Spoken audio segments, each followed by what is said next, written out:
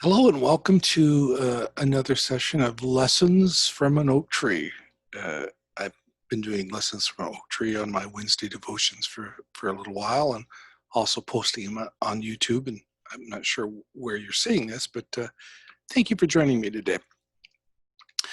In the last few lessons, I talked about the different things I've learned from sitting there looking at our oak tree in our backyard. And this time of year, as we're sitting there in the backyard, we get bombarded by these little acorns. They drop everywhere. Our dog chases them. We get hit in the head with them every now and then. And I think about the little acorns. There's a lot of lessons from the the acorn, and I'm going to share just one of them today. But my thoughts of when I pick up a little tiny acorn and the results of it. So that oak tree is a huge oak tree, and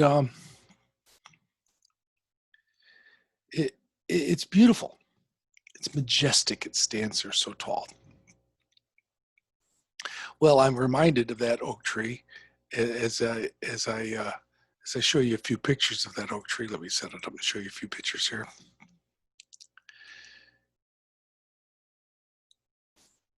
There we go. There's my oak tree. All right. As I sit back and look at the pictures of that oak tree, and I think of how beautiful it is, and how the branches are spread out, and how it's a wonderful shade. It wasn't always that way. It started out as a little acorn. My wife and I, through the years, have been involved in a lot of children's ministry. We were children's pastors or children's directors of 5 different churches through the years. We've seen a lot of little acorns come by our way. Also, we were child evangelists for when we first got married and traveled all around and did kids' crusades and went from church to church. And I've often said about children's ministry, we are planting seeds of trees that we will never sit under. Boy, how true that story is years later. I think and reflect back and think all the kids that went through our kids' crusades and our children's church. Where are they today? A lot of different lives and a lot of choices, good and bad, I'm sure these people have made through the years. But sometimes we get a glimpse of what has happened.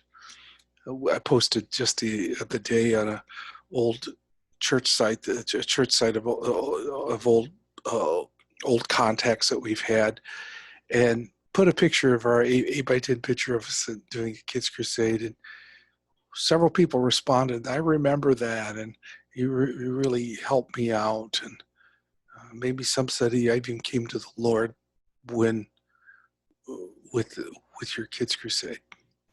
I've had individuals stop me one time in church and say, "We went to your kids' crusade when we were real small, and now we're in church and our whole family's in church." Those are just wonderful stories that you can get, but many times, those of you who work with small children will never hear those stories. Yes, if you're a teacher, you may hear them. If you're a parent, you see the work that you've done with your children as they grow up to be big trees. But as workers in churches, seems like you sometimes you just throw seeds out and hope it catches, and that little acorn doesn't feel like you ever see the results.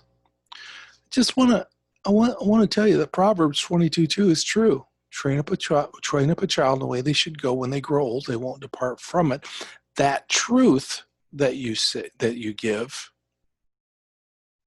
that truth will be remembered in the years gone by.